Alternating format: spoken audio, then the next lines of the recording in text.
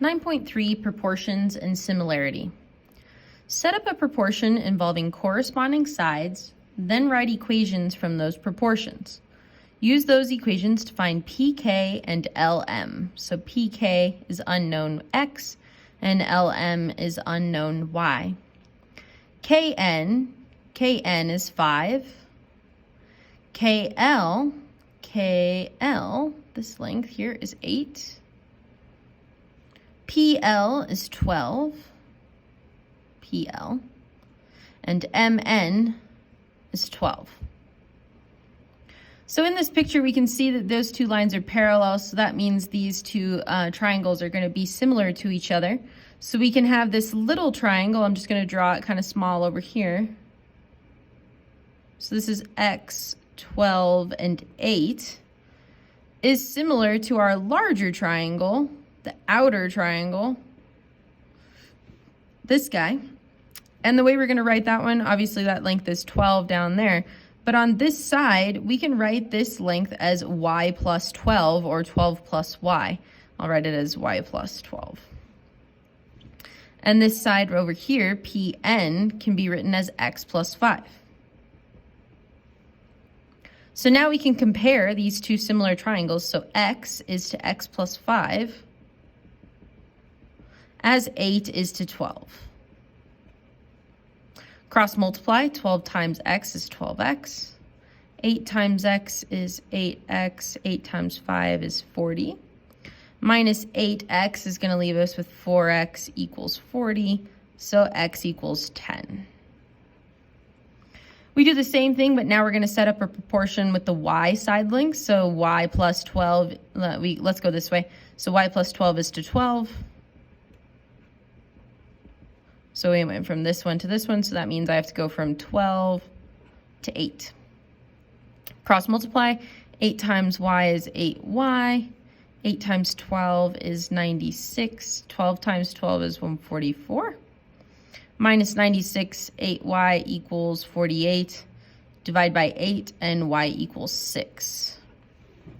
Now this problem was using similar triangles. I was using this smaller similar triangle compared to the larger similar triangle.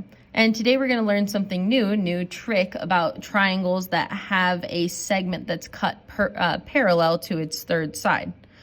If a segment is parallel to one side of a triangle and intersects the other two sides, then the two sides are divided proportionally. Warning, this is different from the two similar triangles. So what's happening is we're splitting this diagram not into two triangles, but you're splitting it into a triangle and a trapezoid. So we're splitting it into two different shapes. So the triangle proportionality theorem compares a triangle to a trapezoid. And this parallel line does look like it's cutting it in the middle, but this parallel line could be anywhere. It could be way down here, it could be way up here, and it cuts those side lengths proportionally. So the statement that would go with this picture if we were going to split this proportionally is that we're doing this side length pk, and we're going to compare it to kn. So this yellow side length compared to this pink side length. And then we can do the same thing on the other side. So PL is compared to LM. So what's happening is we've got a triangle, that's that top one, and it's compared to this trapezoid down below. And the side lengths that are being compared is this side length compared to this side length, and this side length compared to this side length. So now let's take a look at the previous problem. Let's add a little bit of information to make the problem work. So this is still going to be PK is missing, PK is, and then we already found LM up above Y. Let's go ahead and fill that in as 6 just to make this problem easier. Because these two segments are parallel, we can use the triangle proportionality theorem. So we can compare x is to 5 as 12 is to 6. And cross multiply. 6 times x is 6x.